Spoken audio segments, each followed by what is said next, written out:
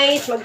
Mag-exercise kami ni Pangki. Bugbog na ako. Hindi pa ako nakatapos ng isang step ng dance ko, guys.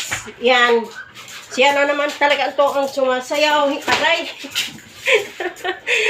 Aray. Aray. Diyos ko. Paano ako makapag-exercise pag ganito yung aso mo, mga guys? Sobrang kulit. Magsasayaw-sayaw ka ng ganyan. Sasabayan ka din.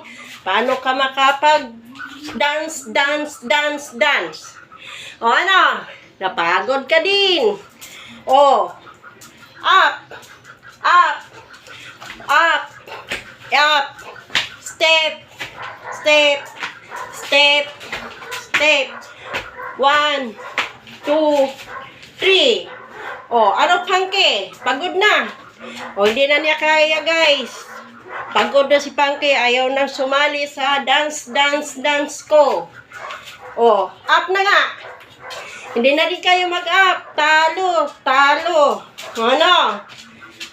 Ay, nako. Kabudlay na aso na ito, guys. Sobra talagang kulit ito. Umalis lang ako. Nag-iiyak na daw. Maingay na dito sa taas. Tapos kung ano-ano yung kukunin yung mga basahan para sirain at mapansin mo siya. Ganon siya ka kulit na aso. Makulit to, guys. Yan.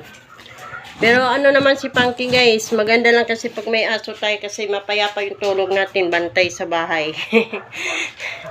Yan. Good boy yan. Good boy. Napapagalitan kita, ha? Kaya mag-good boy na, mag-good boy. Ay, hala.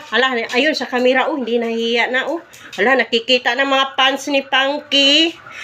Sabi mo, thank you mga followers. Thank you mga viewers. Sa support mo sa amin. Walang sawang pagsusuporta. Maraming salamat. Thank you for watching.